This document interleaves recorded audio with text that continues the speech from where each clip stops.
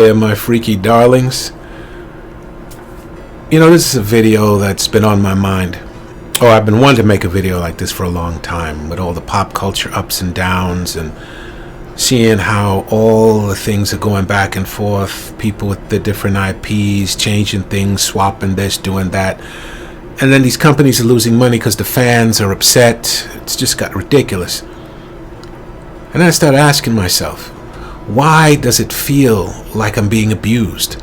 I'm a fan of these things. I've been a fan for quite a while, as you could tell by the gray. I've been a fan for a good part of my life of many, many IPs, many different genres.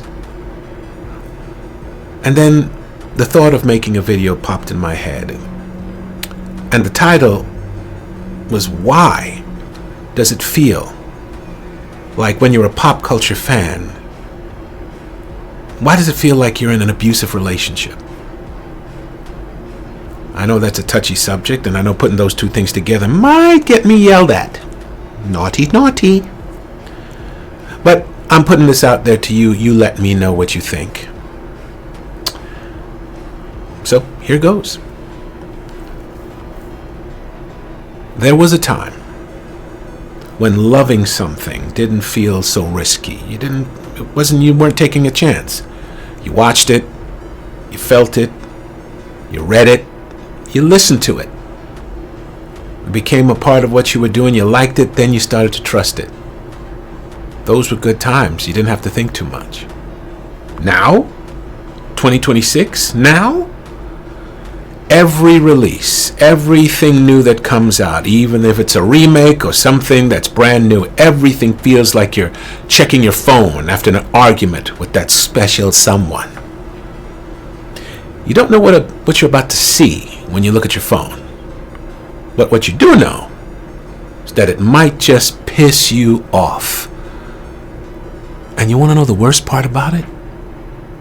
You keep on coming back again and again and again. Not because you're stupid, even though you feel stupid, but it's because you remember what it used to feel like. That sweet, sweet nostalgia feeling, that warmth, that longing to be there, that comfort. You remembered that. And you're just hoping, actually you're praying and hoping that feeling comes back. Now, when we think about pop culture, it isn't just content. It's not just stuff that you watch or listen to or you read. It can be considered modern mythology, the campfire stories of our generation. Those of you who went camping, those of you know what I'm talking about. You sit around the fire, maybe some marshmallows, some s'mores. That type of storytelling.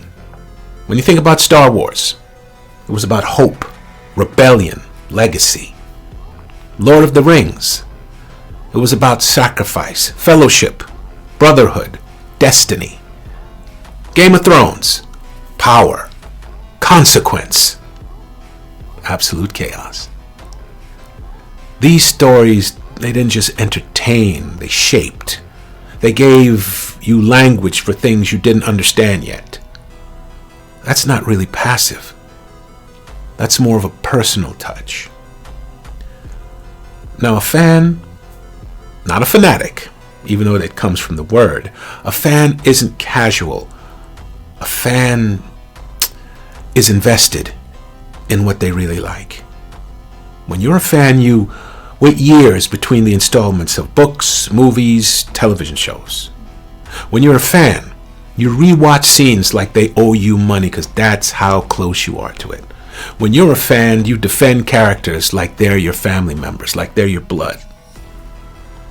When you're a fan, you spend money you absolutely should not have, stuff you should have saved. A fan doesn't just consume. A real fan, they commit. And commitment comes with one dangerous expectation: consistency. They want things to stay the same. Now, let's get a little uncomfortable thinking of the title, Pop Culture Fan, Feeling Like an Abusive Relationship. What does an abusive relationship actually look like? Because this particular part matters. An abusive relationship, despite what you think and despite what the naysayers may say to you, it isn't always loud. Sometimes, a lot of times, an abusive relationship is very, very subtle. Sometimes it sounds like this. Well, that's not what happened. You're overreacting. No, this is actually better. Well, maybe you're the problem. See right there? You get 4 versions of being in an abusive relationship. Gaslighting, invalidation, manipulation, and blame shifting. And all of that creates confusion. You start questioning your own instincts. You start questioning yourself. Even when something feels very, very, very wrong, you ask yourself these questions and you wonder, is it me? Maybe I am wrong. Maybe this is better for me. Maybe all the stuff that I've been slapped in the face with wasn't really slaps. That's an abusive relationship. Now, pop culture and abusiveness, this is where they collide. Now, take everything that was mentioned before and overlay it into modern pop culture. Mix it together. Go ahead. I'll wait. I'll give you a few seconds to think about the things that you know I'm talking about. Let's look at one that was a real game changer. Let's talk about character deconstruction. Star Wars: The Last Jedi. Whew. I'm sorry, I just got a chill. Luke Skywalker was a symbol of hope, a character built on belief. And what does he reintroduced as? Something very, very different, very disconnected. Even the actor who plays him, Mark Hamill, he didn't call him Luke Skywalker, he called him Jake Skywalker. And fans, it looked like Luke, sounded like Luke. They didn't get mad. They were just curious. They just asked a simple question. Why does this feel like a different person? The response from the people who wrote it, the directors, the studios? Oh, you just don't understand the direction. There's one way. Then, a drift from the original adaptation. Let's look at an IP that I wasn't really into but is very popular. The Witcher. Everybody remember Henry Cavill? The Witcher. A world built on layered morality, complex characters. Henry Cavill himself was a major fan. Not just the games, but he actually read the books. Then it was adapted into something that at times felt like it was fighting against itself, arguing against its own blueprint. That's not adaptation, that's kind of contradictory. Now we come to that modern audience line. Nowadays, when certain things come out, it says we're making this for a modern audience. All right, that's nice. But the audience was already there. The audience, the fans, the ones who made it popular in the first place, they built that franchise. They sustained it for generations, decades. And now each and every one of those fans, young, old, men and women, are being told to their faces, this isn't for you anymore. What happened? Why isn't it for me? It was for me for years. Why isn't it for me now? You start, are you complaining? Then it's time to put the labels on you. If you criticize, here come the labels. Dismissed, categorized, conversation replaced with assumption. That's not them engaging with you. That's them trying to control you. Every word they call you ends with a ist, ism, phobe. And then the pop culture area, it becomes a stinking war zone. And let's not pretend this hasn't been really loud, because it has. Remember Ghostbusters 2016? I never saw it, but I felt it. Captain Marvel? I saw that 3 times because I had to. The Rings of Power? Now, I'm not a big Lord of the Rings fan, but what I hear, not that good. House of the Dragon. it's not really an adaptation because they weren't really novels. It's more of a, breaking things down, this, that, and whatever. These weren't just releases. These particular things, they were flashpoints. Not because the fans hate change. It's because the fans recognize when change feels disconnected from the foundation of the IPs that they've known for years. But you know what? Let's lighten things up a bit. Because if we don't laugh, this will get dark really fast. Being a fan today feels like, and I know you've heard this analogy before, you go to a restaurant, your favorite restaurant, you order your favorite meal, and the chef brings out something totally different than what you asked for. You say, hey, this isn't what I ordered? Then the chef says, no, this is better for you. You just don't understand what real flavor is. Or better yet, here's one for you with the whole relationship aspect. You're dating someone who keeps changing personalities, but they're not crazy. They're not special. No meds at all. And then gets mad when you notice that those changes are occurring. They say to you, you like me when I was consistent? When I was the same? When I wasn't changing every other day? Pfft, wow, that sounds like a you problem.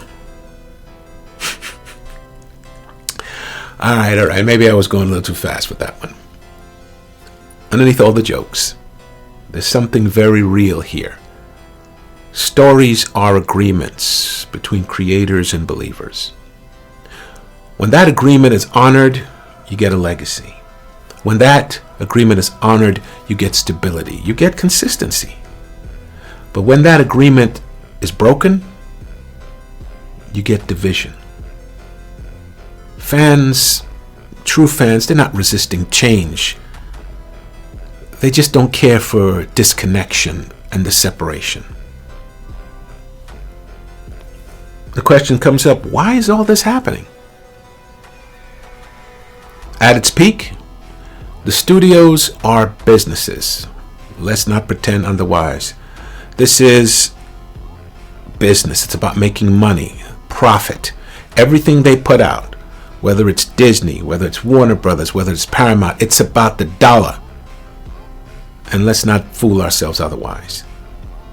They want to chase broader demographics. They will follow cultural trends even if they don't understand it or if it just looks weird to them. They repackage proven IPs, as we mentioned before. And risk? They don't even want to see risk. They want to minimize it so much that it barely exists. But in doing that, they sometimes forget the one thing that made these stories powerful. And that, my friends, is authenticity. Not performance, not messaging, but straight meaning. But fans have to realize a hard truth. Because it's not all one-sided. Fans, me, I'm not innocent in this either. Sometimes we reject things that are new a little too quickly. Sometimes we confuse nostalgia with quality. Sometimes we support mediocrity just because it's familiar. Loyalty without standards? That's how things crumble and that's how things fall apart. Now, think about it. Can all this be fixed? Yes, it can, but it'll be very difficult and it will never be easy. What studios need to do, they got to respect the source before rewriting it. Maybe put out a poll, ask particular questions. Every studio head out here is not reading every Harry Potter book. Every studio head out there is not reading every Star Wars Legends book or extended universe, as they now call it. Remember when Kathleen Kennedy said, well, there's not enough books and this and that to get original stories from. Everybody was like, Kathleen, what about all them books on the bookshelf behind you? I don't know, I'm not looking back there. So they have to respect the source before rewriting it. Hire creators who actually understand the material. There was a time when they didn't, I think it was Marvel, they didn't want actual fans, people who had knowledge of the IPs, to be the writers of these particular projects. I don't understand how that makes sense. Maybe because I'm not a studio head, I don't see it, but I don't understand how that makes sense. And again, the studios also need to focus on storytelling, not optics. Don't make anything, it's not about flash. Don't change things to draw in people who are not really your fan base. Speaking of fans need to critique with clarity, not with chaos. Now I know a lot of content creators, they're very passionate when they speak about certain things. But when you dig underneath the passion, they do make sense. Some of them have read the novels. They've got the comics. They've got all the movies. They've got action figures, statues and other things. So they have an idea. You got to critique with clarity, not the chaos that people love to watch, but they piss on at the end. Support what gets it right. Don't just jump on something when you see the name. For example, I wasn't a One Piece fan. I knew about it for years. I watched the live action version of One Piece and I liked it. And that caused me to catch up on all 20 some odd seasons of the animated version of One Piece. A friend of mine once said, that is so amazing and so sad. Yes, because I have no life. So we got to support what gets it right. It seems like the live action version of One Piece did something right that made me look at the animated version and the manga in the first place. But you need to stop rewarding what doesn't. I know y'all don't want to talk about this, but remember Cowboy Bebop? I'm going to stop right there. Just remember that I've mentioned that. The live action version, enough said. This whole thing was never, ever about hating change. Change is good. It's necessary. It's about losing that trust. And once trust is gone, whether it's in your pop culture or your relationship, it's never going to be the same. Every new release will feel like you're just waiting to be disappointed. And I know what it's like to be on either side, just waiting to be disappointed. You're hoping, but you're just waiting for that other shoe to drop and be like, well, that's it. I knew that was coming. So maybe the question isn't, why are these fans so angry? Why are they so this? Why are they so that? They're so mad. They're just trying to get you into their misogyny. They're trying to get you into their hate for this. And they're not fair. And there's no equality. No. Stop. It's not the question why fans are angry. Maybe the real question is, why does loving something now feel like you're surviving it, not experiencing it?